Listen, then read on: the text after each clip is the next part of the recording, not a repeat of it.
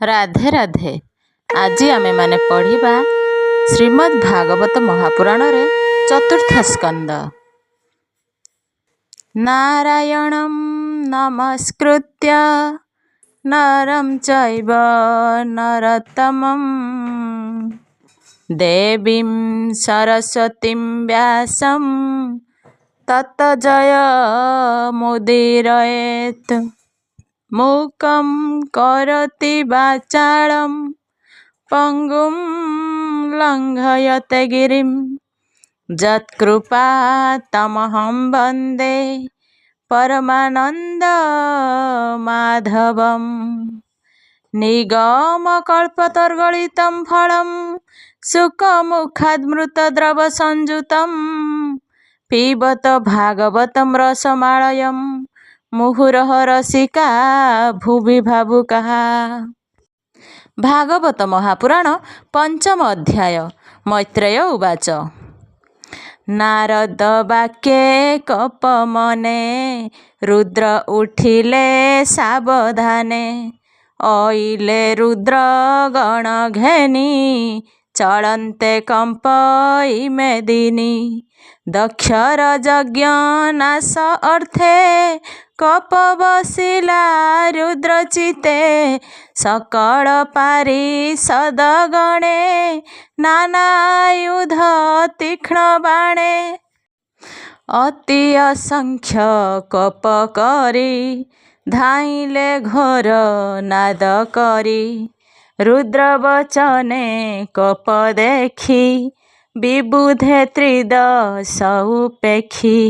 कंपिले रुद्र बल शुणी महाप्रलय प्राय जानी। कपे कामुड़ी ओष्ठपाटी प्रचंड दिशई भुक्रुटी। जटा उपाड़ी क्रोध भरे भूमि रे पकाई सत्वरे। जटा कळपे अग्नि जले देखी कंपिले दिगपाले। रुद्रर जटा भार मध्ये पुरुषे उठे घोर नादे। हसे गभीर घोर सने रुद्र गणଙ୍କ अवधाने। कोपे अधर से कामुड़ी रुद्रंकु कहे कर जोड़ी। सहस्र बाहु मेघ सोने अनल जल नयने। कोटिए सूर्य तेज जन्हे देखी पलांती सर्वजने। कराल दंष्ट्र सहे तुंडे अग्नि जलई शिखा खंडे। नाना आयुध दिशे करे मुंडमाल जे लंबे उरे। रुद्रंकु चाही कर जोड़ी कहई अधर कामुड़ी। कहतु कि करिबी मुहि रुद्र कहंती ताकु चाही। तुमर गणଙ୍କ ईश्वर तु एबे मोर बल कर। दक्षर प्राण यज्ञ संगे विनाश कर रण रंगे। तुमर अंशे आत्मा रूपी सहस्र भुज शून्य व्यापी।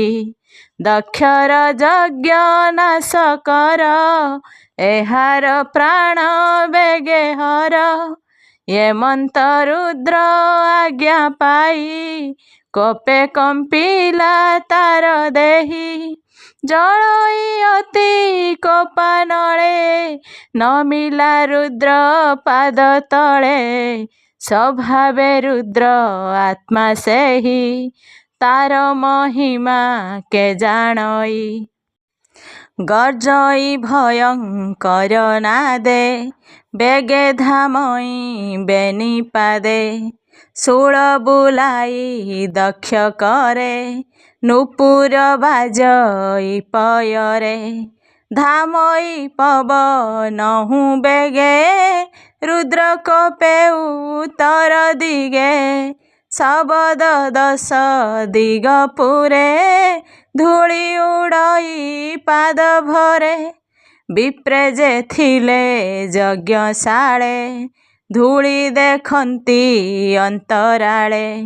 ଉତ୍ତର ଦିଗେ ରେଣୁ ଦେଖି ଉଠିଲେ ସୁଯଜ୍ଞ ଉପେକ୍ଷୀ। ଉତ୍ତର ଦିଗକୁ ଅନାଇ କହନ୍ତି ଏକୁଆରେ ଚାହିଁ। ଦେଖ ଦିବସେ ଘୋରତମ ଦିଗ ନ ଦିଶେ ବାତ ଭ୍ରମ। ଏମନ୍ତ ଦେବ ବିପ୍ର ନାରୀ ଦେଖନ୍ତି ହସ୍ତେ ହସ୍ତ ଧରି। କହନ୍ତି କିଏ ତମ ଘୋର ଦିଶଇ ଅତି ଭୟଙ୍କର। ପ୍ରଚଣ୍ଡ ବହଇ ପବନ ତମେ ଆଚ୍ଛାଦିଲା ଗଗନ। ଗୋରୁ ଚରଣ ଧୂଳି ନୁହେଁ କିଏ ତାମସ କାହୁଁ ହୁଏ।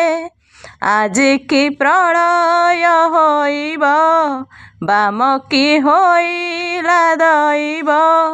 ପ୍ରସୂତି ଆଦି ବାମା ଯେତେ ଉଠି ଚାହାନ୍ତି ଦୁଃଖ ତେତେ। ଶ୍ରୀ ଶୁକ ବାଚ ଏମନ୍ତ ଶୁଣ ନରନାଥ ଅଦ୍ଭୁତ ରୁଦ୍ରର ଚରିତ। ପ୍ରଚଣ୍ଡ ମଣ୍ଡଳ ଆକାରେ ତୀକ୍ଷ୍ଣ ଶୂଳ ଧରି କରେ। ରୁଦ୍ର ଧାଇଁଲେ ଅତି ବେଗେ ଦେଖି ପଳାନ୍ତି ଦିଗ ଭାବେ। ସହସ୍ର ହସ୍ତ ଊର୍ଦ୍ଧ୍ୱେ କରି ନଟଙ୍କ ପ୍ରାୟେ ବେଶ ଧରି। ଚଣ୍ଡାଟ ହାସ୍ୟ ଶୋହେ ତୁଣ୍ଡେ ଯେହ୍ନେ ବିଜୁଳି ମେଘ ଖଣ୍ଡେ। ଅସଂଖ୍ୟ ତେଜ ଯୋଗ ବଳ ଦିଶଇ ଭ୍ରୁକୁଟି କୁଟିଳ।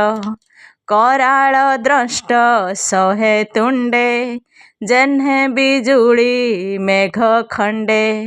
ଦକ୍ଷକୁ ଚାହିଁ ସଭାଜନେ କହନ୍ତି ଅତି ଦୁଃଖ ମନେ।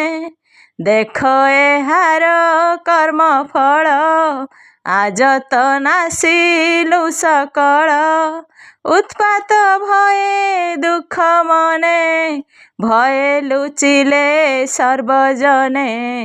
କେ କହୁ ଜନଙ୍କ ବିକଳ ତକ୍ଷଣେ ମିଳି ରୁଦ୍ର ବଳ।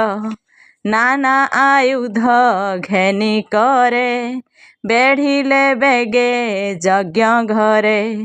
ପୀତ ପିଙ୍ଗଳ ଦିଶେ ବର୍ଣ୍ଣ ସକଳ କୁମାର ଆନନ।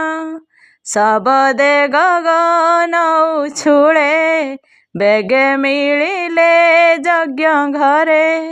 କେହି ଭାଙ୍ଗିଲେ ଗୃହବାସ ପତ୍ନୀ ଭୁବନ ଅବଶେଷ।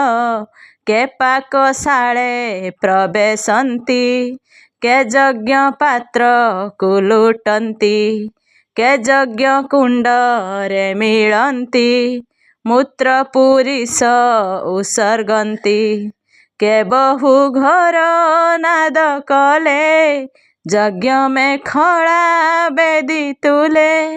ଭାଙ୍ଗିଲେ ଅତି କୋପ ଭରେ ଶୂଳ ବୁଲାଇ ଦକ୍ଷ କରେ। କେ ଧାଏ ମୁନିଙ୍କ ଉପରେ ତର୍ଜନ କରି କୋପ ଭରେ। ନାରୀଗଣଙ୍କ ମଧ୍ୟେ ମିଶି ରାହୁ ସଙ୍ଗତେ ଯେହ୍ନେ ଶଶୀ। ଦେବେ ପଳାନ୍ତି ତାହା ଦେଖି ଯଜ୍ଞର ବିଭାଗ ଉପେକ୍ଷୀ। ତାହାଙ୍କୁ ରୁଦ୍ର ଗଣେ ଧରି ଭୃଗୁ ସମେତେ ବନ୍ଦୀ କରି। ଭୃଗୁକୁ ମଣି ମାନ ବାନ୍ଧେ ତା ଦେଖି ପ୍ରଜାପତି କାନ୍ଦେ। ଦକ୍ଷକୁ ବୀରଭଦ୍ର ଧରି ଅସୁର ପ୍ରାୟେ ବନ୍ଦୀ କରି। ରଣେ ରିପୁଗଣଙ୍କୁ ଧରେ ଓଷ୍ଠ କାମୁଡ଼ି କୋପ ଭରେ। ଭୃଙ୍ଗୁକୁ ଧରି ନନ୍ଦୀଶ୍ୱର ହୁଙ୍କାର ନାଦ ମହାଘୋର। ସେ ଯଜ୍ଞେ ଯେତେ ଜନ ଥିଲେ ରତିକ ଋଷି ବିପ୍ର ତୁଲେ। ରୁଦ୍ର ଦେବତା ତେଜ ଦେଖି ଭାଜିଲେ ଯଜ୍ଞକୁ ପେଖି।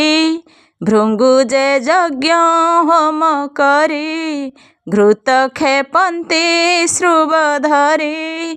ତାହାଙ୍କ କେଶ ବାମ ହସ୍ତେ ରୋଷେ ଧରିଲେ ବିଶ୍ୱନାଥେ। ତାହାଙ୍କ ଦାଢ଼ି ଦକ୍ଷ କରେ ରୁଦ୍ର ଉପାଡ଼େ କୋପ ଭରେ। ସଭାରେ ପଦ୍ମ ଯୋନି ବଳା ଯେ ଦାଢ଼ି ଦେଖାଇ କହିଲା। ଉପାଡ଼ି ଭୃଙ୍ଗୁ ଲମ୍ବ ଦାଢ଼ି ଦକ୍ଷିଣେ ଭୂମି ତଳେ ପଡ଼ି। ଚକ୍ଷୁ ଉପାଡ଼ି ନଖ ଅଗ୍ରେ ପୂର୍ବର ସାପେ ବୈରାଗେ। ମଣି ଯେ ସାପ ଦେଲା କାଳେ ଅପମାନିତ କୋପାନଳେ। ଦନ୍ତ ଦେଖାଇ କରି ହସ୍ତେ ସେ କଥା ସ୍ମରି ମହାରୋଷେ। ମୁଷ୍ଟି ପ୍ରହାରୀ ବାମ କରେ ଦନ୍ତ ଝାଡ଼ିଲେ କୋପ ଭରେ। ଦକ୍ଷର ହୃଦେ କର ଭିଡ଼ି ରୁଦ୍ର ଯେ ଅଧର କାମୁଡ଼ି। ଭୂମିରେ ପାତିଲେ ଉତାନେ କେ ତାହା କହିବ ବଚନେ। ଅଜୟ ଏହାର ଶରୀର ଦେଖି ବିସ୍ମିତ ଶୂଳଧର। ଅକ୍ଷୟ ଭାଳି ତାର ଗତି ବିସ୍ମୟେ ଭାଳି ପଶୁପତି। ତୀକ୍ଷ୍ଣ ଖଡ଼୍ଗେ ଛେଦି ଶିର ଈଶ୍ୱର ହୋଇଲେ ବାହାର। ଶିର ପଡ଼ିଲା ଅଗ୍ନିକୁଣ୍ଡେ କୂଳେ ରହିଲା ମୃତ ପିଣ୍ଡେ। ପିଶାଚ ଗଣ ଘେନି ସଙ୍ଗେ ରୁଦ୍ର ନାଚନ୍ତି ରଣରଙ୍ଗେ। ଦକ୍ଷ ସମ୍ପଦ ନାଶ କରି ଦକ୍ଷିଣ କରେ ଶୂଳ ଧରି। ଶଙ୍କର ହୋଇଲେ ବାହାର ଦେଖି କମ୍ପିଲେ ସୁର ନର। ରୁଦ୍ରଙ୍କ ଚରଣ ପଙ୍କଜେ ବ୍ରାହ୍ମଣ ଜଗନ୍ନାଥ ଭଜେ। ଇତି ଶ୍ରୀମଦ୍ଭାଗବତେ ମହାପୁରାଣେ ପାରମହଂସ୍ୟାଂ ସଂହିତାୟାଂ 82କ୍ୟାଂ ଚତୁର୍ଥ ସ୍କନ୍ଧେ ଦକ୍ଷଯଜ୍ଞ ଭଗ୍ନେ ନାମ ପଞ୍ଚମ ଅଧ୍ୟାୟ। ଷଷ୍ଠ ଅଧ୍ୟାୟ। ମୈତ୍ରେୟ ଉବାଚ। ରୁଦ୍ରର ଦେଖି ଘୋର ରଣ ଭୟେ ଭାଜିଲେ ଦେବଗଣ। ଷୋଳପଟି ଶକୁନ୍ତ ଶର ନିସ୍ତିଂସ ଗଦା ମୁଦୁଗର। ଏ ଶସ୍ତ୍ର ଛାଡ଼ି ସର୍ବ ଅଙ୍ଗେ ଭୟେ ଭାଜିଲେ ଦଶ ଦିଗେ। ଭୟେ ସକଳ ଏକ ମେଳେ ଗମିଲେ ଗଗନ ମଣ୍ଡଳେ। ଛନ୍ନ ବ୍ୟାକୁଳ ମନ ଦୁଃଖେ ବେଗେ ମିଳିଲେ ବ୍ରହ୍ମଲୋକେ। ବ୍ରହ୍ମା ଚରଣ ତଳେ ପଡ଼ି ଦେବେ କହିଲେ କର ଯୋଡ଼ି। ବ୍ରହ୍ମା ଯେ ବିଷ୍ଣୁଙ୍କ ସହିତେ ଏକଥା ଜାଣନ୍ତି ସମସ୍ତେ। ଦକ୍ଷ ଯଜ୍ଞର ଏ ଘଟଣା ହୋଇବା ଜାଣି ବିଡ଼ମ୍ବନା। ସେହି ହେତୁରୁ ଦୁଇ ଜଣ ଯଜ୍ଞକୁ ନ କଲେ ଗମନ। ଏକଥା ଦେବଗଣୁ ଶୁଣି ବ୍ରହ୍ମା କହନ୍ତି ପରିମାଣି। ବ୍ରହ୍ମା ଉବାଚ ହେ ଦେବଗଣ ଶୁଣ ଏହା ଅପରାଧର ଯେଉଁ କ୍ରିୟା।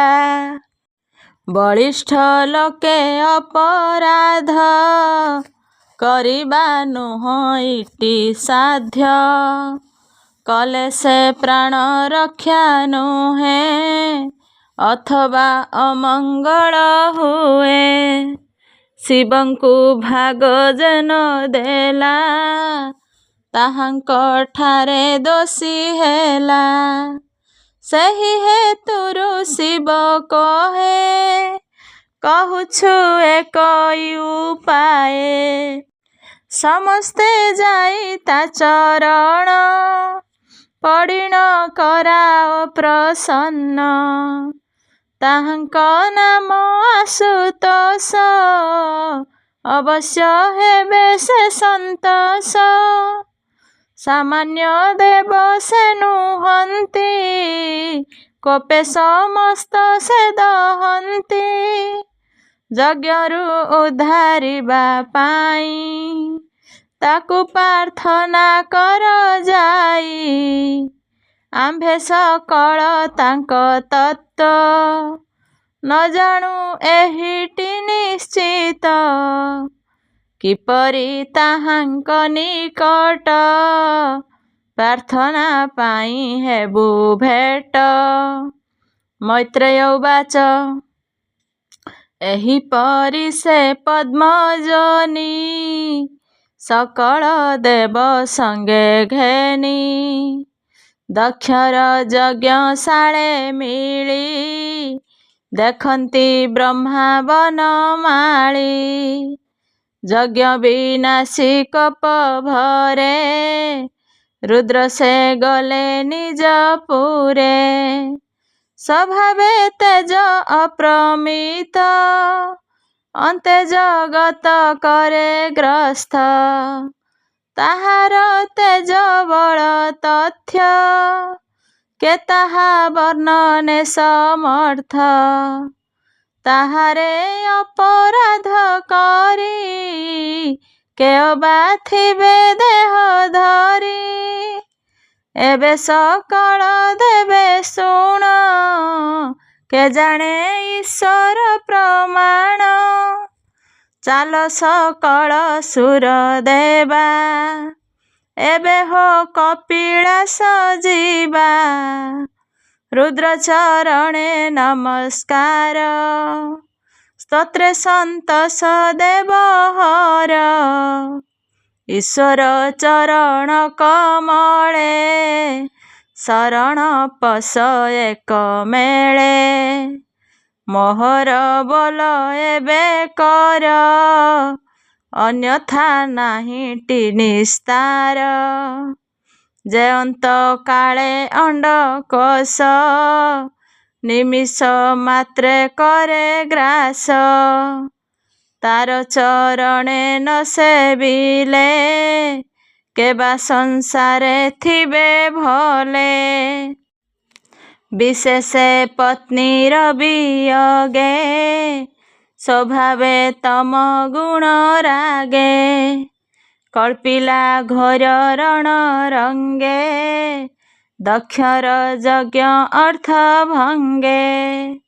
କେବା ମିଳିବ ତାର ଆଗେ, ମନ ତାହାର ବୈରାଗେ। ଯାର ମହିମା ବିଚାରଣେ, ମୋ ଆଦି ସର୍ବଦେବ ଗଣେ। ଏ ଯଜ୍ଞେ ଆଦି ଯେତେ ମୁନି, ସଙ୍ଗତେ ବେଦ ତତ୍ତ୍ୱ ଘେନି। କେ ଜାଣି ପାରିବ ପ୍ରମାଣ, ଯେ ଦିତି ଦେବ ନାରାୟଣ। ଏବେ ସକଳେ ଚାଲ ଯିବା, ସେ ରୁଦ୍ର ଚରଣେ ପଡ଼ିବା। ସ୍ତୁତି କରିବା ନାନା ମତେ, ଯେମନ୍ତେ ଦୟା ତାର ଚିତ୍ତେ। ଏମନ୍ତ ହରି ପଦ୍ମଯୋନି, ସକଳ ଦେବଗଣ ଘେନି। ଅଗ୍ରେ ଚଳନ୍ତି ନାରାୟଣ, ଯକ୍ଷ କିନ୍ନର ଋଷିଗଣ। ସିଦ୍ଧ ଚାରଣ ପିତୃତୁଲେ, ସର୍ବେ ଚଳିଲେ ବ୍ରହ୍ମା ବୋଲେ। ଈଶ୍ୱର ଦର୍ଶନ ଆସେ, ମିଳିଲେ କପିଳାସ ଦେଶେ। ସେବନେ ବସେ ସଦାଶିବ, ତାହା ମହିମା କେ କହିବ। ବୃକ୍ଷ ଔଷଧ ତପବନ୍ତେ, ଯେ ଯୋଗ ସିଦ୍ଧ ଯୋଗୀ ପଥେ। ଯକ୍ଷ କିନ୍ନର ବିଦ୍ୟାଧର, ଗନ୍ଧର୍ବ ମୁନି ଅପସର। ସର୍ବେ ପଶନ୍ତି ସିଦ୍ଧ ବନେ, ତରୁ କ୍ରଟରେ ଜଗ ଧ୍ୟାନେ। ଅଶେଷ ମଣି ରତ୍ନ ରେଖେ, ଶୃଙ୍ଗ ବିରାଜେ ଗିରି ଶିଖେ।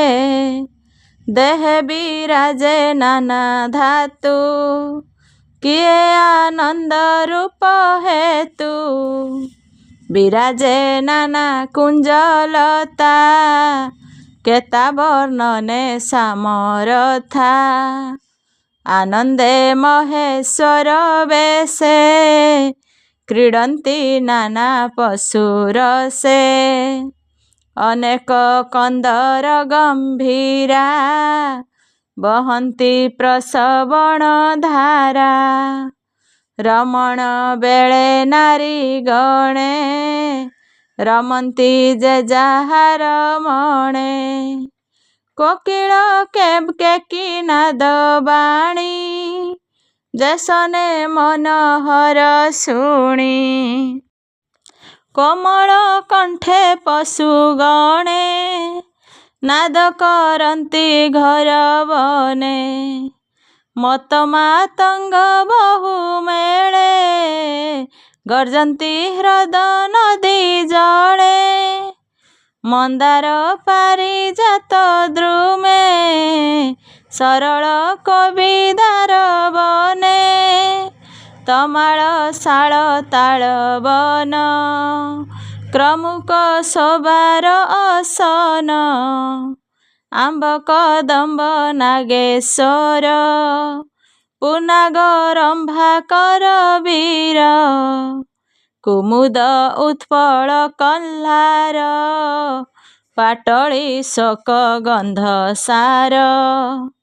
ବକୁଳ କୁନ୍ଦ କୁରୁବକ, ସୁବର୍ଣ୍ଣ ବର୍ଣ୍ଣ ଶତରେକ। ଚିରବେଣୁକ ଜାତି ଯୂଥ, ମାଧବୀ କନିଅର ବେତ। ପନସ ଉଦୁମ୍ବର ପ୍ଳକ୍ଷ, ବଟ ତିନ୍ଦୁକ ବହୁ ଦ୍ରକ୍ଷ। ଅଗସ୍ତୀ ପୁନାଗ ଚମ୍ପକ, ଜମ୍ବୁ ଖଜିର ସଫରିକ। କାଶୁରୀ ଆତ୍ମା ତକବନ, ଦେଖନ୍ତେ ମୋହେ ପ୍ରାଣୀମାନ। ବୃକ୍ଷେ ଅଛନ୍ତି ନାନା ବର୍ଣ୍ଣେ, ଶୋଭନ କପିଳାସ ସ୍ଥାନେ। ଗମ୍ଭୀର ନାଦ କୋଳାହଳ, କ୍ରୀଡ଼ନ୍ତି ନାନା ଜୀବକୁଳ। ମୃଗ ବାନର କ୍ରଟ ଯୂଥ, ସିଂହ ଭଲ୍ଲୁକ ସମଜତ୍ର। ଗବୟ ବ୍ୟାଘ୍ର ରକ୍ଷ ଦଳ, ଗୋରୁ ମହିଷ ଶଶାକୁଳ। ଅନ୍ୟ ଯେ ମୃଗ ନାଭ ଆଦି, ବସନ୍ତି ବାମ ଦକ୍ଷ ଭେଦି। ସୁନ୍ଦର ସୋହେ ରମ୍ୟ ବନ, ଦେଖନ୍ତେ ମୋହେ ପ୍ରାଣୀ ମନ। ନଦୀ ଯେ ନଦ୍ୟାଶୟ ବେନି, ସ୍ୱଭାବେ ପୁଣ୍ୟତର ପ୍ରାଣୀ। ଏମନ୍ତେ ବିଶ୍ୱନାଥ ବନ, ଦେଖି ସାନନ୍ଦ ଦେବଗଣ। ମନେ ବିସ୍ମୟ ପାଇ ବେଗେ, ଦେବେ ଦେଖନ୍ତି ଚଉଦିଗେ। ତାର ଉତ୍ତର କୂଳେ ଯାଇ, ଅଳକା ପୁରୀ କୂଅ ନାଇ। ସୁଗନ୍ଧ ନାମ ବନ ଯହିଁ, ହେମ ପଙ୍କଜ ବିରାଜଇ। ନନ୍ଦା ଅଳକା ନନ୍ଦା ନଦୀ ବହନ୍ତି ବାମ ଦକ୍ଷ ଭେଦି ବିଷ୍ଣୁ ଚରଣ ରଜ ଲାଗି ସେ ନଦୀ ସ୍ୱଭାବେ ସୌଭାଗୀ ସେ ନଦୀ ଜଳେ ସୁର ନାରୀ ରମନ୍ତି ନାନା କ୍ରୀଡ଼ା କରି କୁଚ କୁଙ୍କୁମ ଜଳେ ମିଶେ ସ୍ୱଭାବେ ସୁପିଛିଳ ଦିଶେ କରିଣୀ ତୁଲେ ହସ୍ତି ବଳ ନିତ୍ୟ ପିବନ୍ତି ଯାର ଜଳ ସେ ନଦୀ ତୀରେ ଉପଗତ ରତ୍ନ ବିମାନ ଯୁଥ ଯୁଥ ପୁଣ୍ୟ ଜନିତ ପରିମଳ ତେଣୁ ପୂରିତ ଗଙ୍ଗା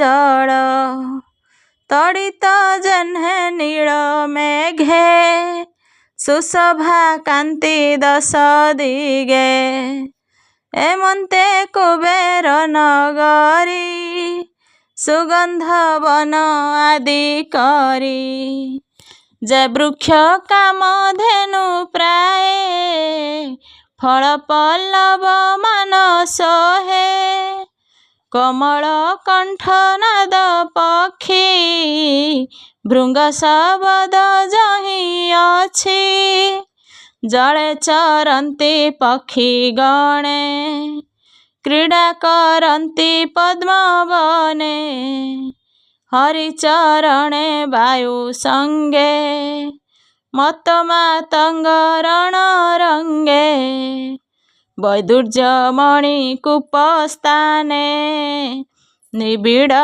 ବନ୍ଧନ ସୋପାନେ ସ୍ୱଭାବେ ଉତ୍ପଳ ମାର୍ଜନୀ ବିରାଜେ ମନ୍ଦ ଗୁଣ ଘେନି ଯେବନେ ଜନ୍ମ ବଟ ବୃକ୍ଷ ଯହିଁ କିନ୍ନର ଗଣ ରକ୍ଷ ସତେ ଯୋଜନ ଉଚ୍ଚ ବହେ ସୁନ୍ଦର ରୂପ ଜନ ମୋହେ ଏ ବୃକ୍ଷ ଛାୟା ଦେହେ ଲାଗି ପ୍ରାଣୀଏ ହନ୍ତି ସୁଖ ଭାଗୀ ଏମନ୍ତ ସର୍ବଦେବ ମାନେ ମିଳିଲେ ଈଶ୍ୱରଙ୍କ ସ୍ଥାନେ ଦେଖନ୍ତି ବଟ ବୃକ୍ଷ ମୂଳେ ନିବନ୍ଧ ଆସନ ନିଶ୍ଚଳେ ସନକ ଆଦି ସପ୍ତ ମୁନି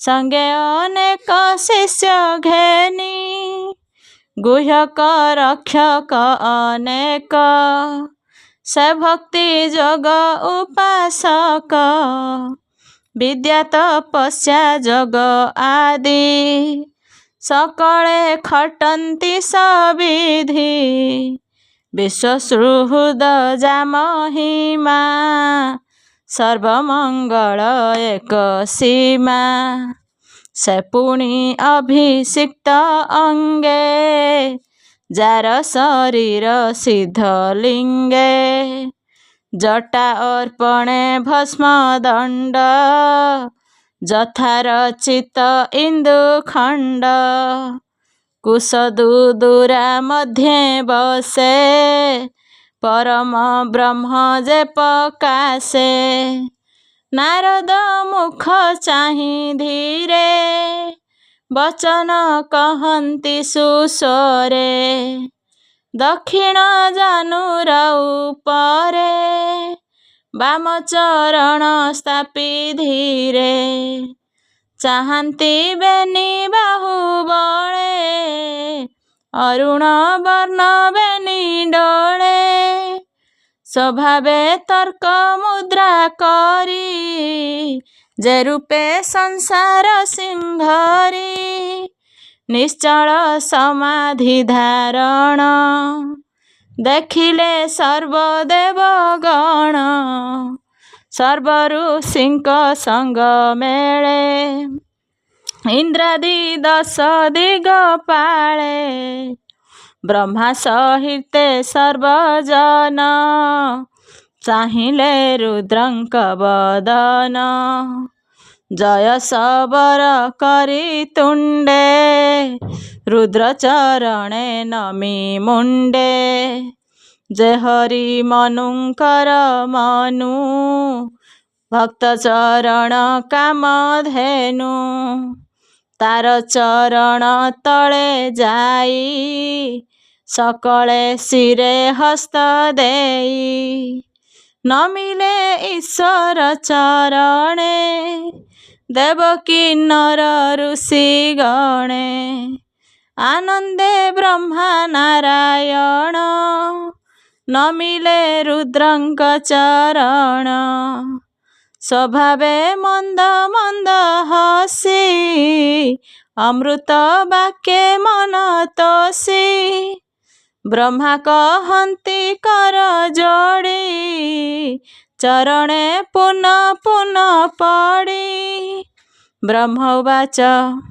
तु नाथ जगत ईश्वर संसार तोर खेल घर तु ए जगत बीजजनी सृष्टि संहारु माया घेनी तु नाथ जगत ईश्वर निर्लेप ब्रह्म निराकार तु शिव शक्ति रूप धरी संसार खेल घर करी सुजी पालिन करु अंत विश्व संसारे विश्वनाथ क्रीड़ा विहार माया धरी तु खेलु माया भाव करी से काहीं संपादिब तोते तेणु भ्रमंती ए जगते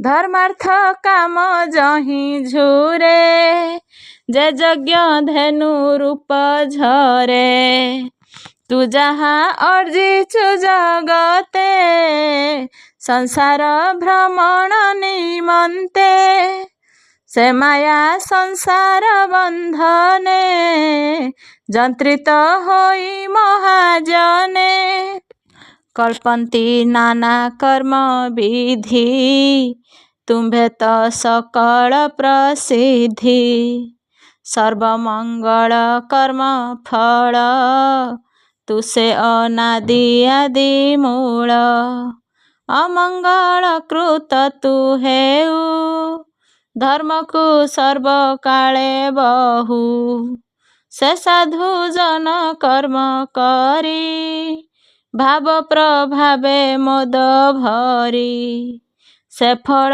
तोर पादे दियंती माया पटलु तरी जानती जे लोभ बसे ताहा चिंती पशुंक प्राय से भुंजंती तोते न जानी प्रजापति दुर्मति लभिला दुर्गति आंभर भक्ति चित्ते धर एहाकु प्रतिकार कर ए प्राणी यज्ञ शाळे मला संसारे जस तर हिला एबे मोहर बोल कर एहार यज्ञ तु धर ए यज्ञ तो भाग न कले एणु जीवन थाऊ मले एहाकु दंड एउचित जेणु निंदिले विश्वनाथ एबे तु एहाकु बंचाओ भृगुंकु चक्षु दान दिय भृगुर दाढ़ी एबे रोप सुषम दंत पाटी स्थाप तोहर शस्त्र बरसणे भये भाजिले देव गणे तोत्रासे छिन्न छिन्न होई पलाई गले जहीं तहीं रति जगणे सेही मत ताहांकु रख विश्वनाथ यज्ञ रुद्र भागत से साधिबा मंत्र उपदेशे ଏମନ୍ତ କହି ପଦ୍ମଜନି ମିଳିଲେ ଦେବଗଣ ଘେନି। ସେ ରୁଦ୍ର ଚରଣ ପଙ୍କଜେ ବ୍ରାହ୍ମଣ ଜଗନ୍ନାଥ ଭଜେ। ଇତି ଶ୍ରୀମଦ୍ଭାଗବତେ ମହାପୁରାଣେ ପାରମହଂସ୍ୟାଂ ସଂହିତାୟାଂ 82 ଚତୁର୍ଥ ସ୍କନ୍ଧେ ରୁଦ୍ରକୋପ ପ୍ରଶମନେ ନାମ ଷଷ୍ଠ ଅଧ୍ୟାୟ।